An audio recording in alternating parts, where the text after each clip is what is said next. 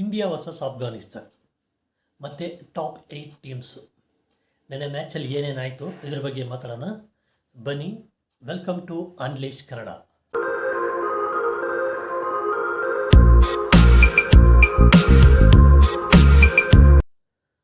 India toss win ಆಗಿ batting ತೊಗೊಂಡ್ರು.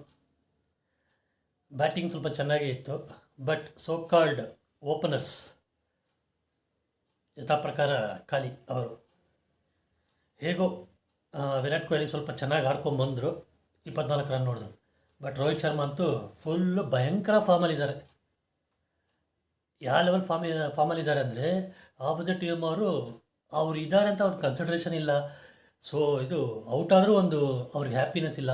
ಆ ಲೆವೆಲ್ ಫಾರ್ಮಲ್ಲಿದ್ದಾರೆ ನಮ್ಮ ರೋಹಿತ್ ಶರ್ಮಾ ಅವ್ರು ಇದೇ ಥರ ಫಾರ್ಮಲ್ಲಿದ್ದಾರೆ. ಬಟ್ ಕ್ಯಾಪ್ಟನ್ ಏನು ಮಾಡೋಕ್ಕಾಗಲ್ಲ. ನೋಡೋಣ ಹೋಗ್ತಾ ಹೆಂಗೆ ಆಡ್ತಾರೆ ಏನೋ, ಆಡ್ಬೋದು ಅನಿಸುತ್ತೆ, ಏನು ಮಾಡ್ತಾರೋ ಗೊತ್ತಿಲ್ಲ. ನೆಕ್ಸ್ಟು ಪಂತು, ಕೊಹ್ಲಿ ಆಡಿದ್ರು, ಚೆನ್ನಾಗಿತ್ತು ಅವ್ರದ್ದು ಆಟ ಚೆನ್ನಾಗಿತ್ತು. ಪಂತು ತುಂಬ ಚೆನ್ನಾಗಿ ಆಡಿದ್ರು. ಬಟ್ ಅದೇ ಹೇಳೋದು, ಅವಸರ ಜಾಸ್ತಿ, ಪೇಷನ್ಸ್ ಇಲ್ಲ, ಔಟ್ ಆಗೋದ್ರು. ಆಮೇಲೆ ಸೂರ್ಯಕುಮಾರ್ ಯಾದವ್ ಬಂದರು. ಲಾಸ್ಟ್ ಮ್ಯಾಚು ಈ ಮ್ಯಾಚ್ 2 ಮ್ಯಾಚ್ ಹೇಳ್ಬೇಕಂದ್ರೆ ಸೂರ್ಯಕುಮಾರ್ ಯಾದವ್ ಕಾಪಾಡಿದ್ರು ಬ್ಯಾಟಿಂಗಿಂದ ಅಲ್ವಾ. ಕೊಹ್ಲಿ ಔಟ್ ಆದರು. ಆಮೇಲೆ ದೂಬೆ ಏನಪ್ಪ 7 ಬಾಲ್ಗೆ 10 ರನ್ನು, ಈ ಲೆವೆಲ್ಗೆಲ್ಲ ಆಡಿದ್ರೆ ಏನಕ್ಕೆ ಹಾಕ್ಕೊಂಡ್ರು ಅನಿಸುತ್ತೆ. ಒಂದು ಮ್ಯಾಚ್ ಆಡಿದ್ರೆ ಸಾಕಾಗಲ್ಲ, ಇದರಲ್ಲಿ ಅಟ್ಲೀಸ್ಟ್ ಒಂದು 5-6 ಮ್ಯಾಚ್ ಆದರೆ ಆಡಬೇಕು.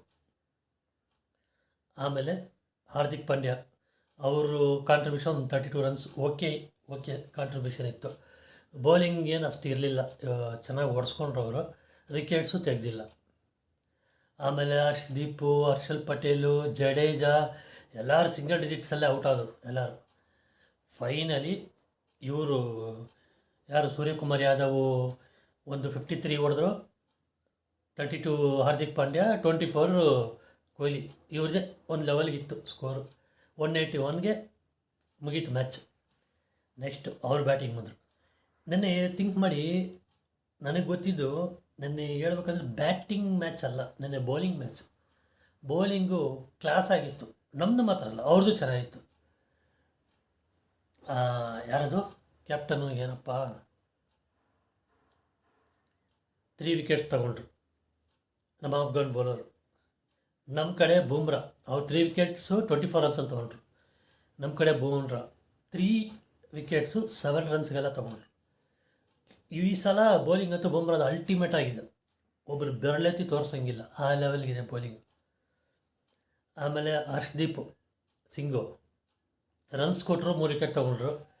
ನೆನ್ನೆ ಒಂದು ಒಳ್ಳೆಯ ವಿಷಯ ಮಾಡಿದ್ದೇನೆಂದರೆ ಸಿರಾಜ್ನ ಕುಣಿಸ್ಬಿಟ್ಟು ಕುಲ್ದೀಪ್ನ ತೊಗೊಂಡ್ರು, 2 ವಿಕೆಟ್ ತೊಗೊಂಡ್ರು. ಚೆನ್ನಾಗಿತ್ತು ಅವ್ರ ಕಡೆ. ಫಸ್ಟ್ ಮ್ಯಾಚೇ 2 ವಿಕೆಟ್ ಅಂದರೆ ಒಳ್ಳೆ ಇದೆ. ಹಾರ್ದಿಕ್ ಪಾಂಡ್ಯ ಹೇಳೋದಂಗೆ ಚೆನ್ನಾಗಿ ಮಾಡಿಲ್ಲ.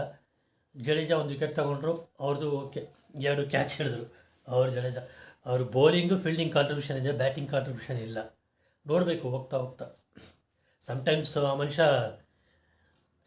ಏನು ನಮ್ಮ IPL ಆಡಿದಾಗ ಆಪತ್ತು ಬಂದ ಆದರೂ ಆಗ್ಬೋದು. ಇದರಲ್ಲಿ ಇನ್ನೂ ಯಾಕೆ ಇವ್ರನ್ನೆಲ್ಲ ಆಚೆ ಕುಣಿಸಾರೋ ಗೊತ್ತಿಲ್ಲ. ಸಂಜು ಸ್ಯಾಮ್ಸನ್ ಚಾನ್ಸೇ ಕೊಡ್ತಾ ಇಲ್ಲ, ಸುಮ್ಮನೆ ತಗೊಂಡ್ರು.